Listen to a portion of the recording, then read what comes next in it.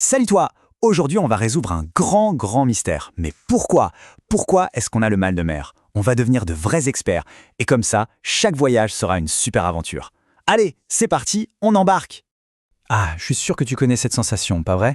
Ce moment où tout va bien, puis soudain, hop, ton ventre se met à faire des loopings et ta tête commence à tourner. C'est vraiment bizarre, hein? Mais tu vas voir, l'explication est super simple et même assez rigolote. Oui, Burke, ça tourne. C'est exactement ça. En fait, cette sensation, ça a un nom. C'est le mal des transports. C'est un peu comme si tu étais sur un manège qui ne voulait plus jamais s'arrêter. Alors, voyons voir où est-ce que ça peut nous arriver, ce truc. Figure-toi que ça peut arriver même quand on s'amuse. Par exemple, sur une balançoire. Quand tu vas très haut, tu sens ton estomac qui fait un petit bond. Eh bien, c'est déjà un peu le début de la même chose. Ah, en voiture, ça c'est un grand classique, on est d'accord?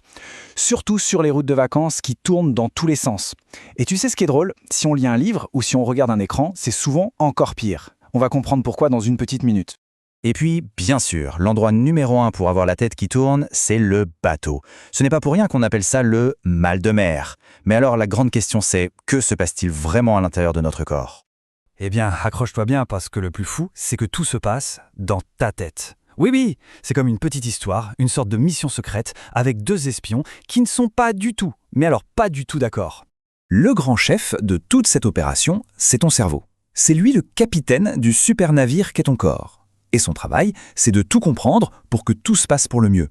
Et pour savoir si ton corps bouge ou s'il est immobile, le capitaine cerveau a deux agents secrets. Il y a tes yeux, bien sûr, et puis, bien caché à l'intérieur, il y a ce qu'on appelle tes oreilles internes. C'est un peu comme des détecteurs de mouvements super sensibles. Alors, imagine la scène. Tu es dans la cabine du bateau. L'espion numéro 1, tes yeux, regarde autour de lui. Le livre, les murs. Pour lui, rien ne bouge. Du coup, il envoie son rapport au capitaine cerveau. « Capitaine, tout est calme, je ne vois rien qui bouge. » Sauf que, au même moment, l'espion numéro 2, ton oreille interne, lui, il sent très bien que le bateau est balancé par les vagues. Alors il envoie un message complètement différent. « Alerte, capitaine, pas du tout, ça tangue, ça bouge dans tous les sens. » Et voilà le problème. Le pauvre capitaine cerveau reçoit deux messages qui se contredisent complètement. L'un dit « Rien ne bouge », l'autre crie « Tout bouge !» Le capitaine est perdu, il est tout embrouillé.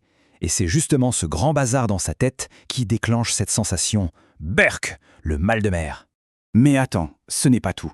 Quand il est aussi embrouillé, le cerveau a une très vieille réaction. Il se dit « Oula, si mes espions ne sont pas d'accord, c'est peut-être que j'ai mangé quelque chose de mauvais, un poison !» Et qu'est-ce qu'on fait quand on a mangé un poison? Eh bien, le corps essaye de le faire sortir. C'est pour ça qu'on a mal au cœur. C'est fou, non? Et tiens, une petite info incroyable pour rigoler, on n'est pas les seuls. Des scientifiques ont découvert que même les poissons, oui, les poissons, peuvent avoir le mal de mer dans certaines situations. C'est dingue!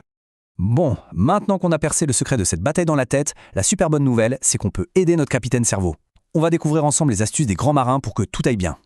Voici 3 super pouvoirs de capitaine. Numéro 1, regardez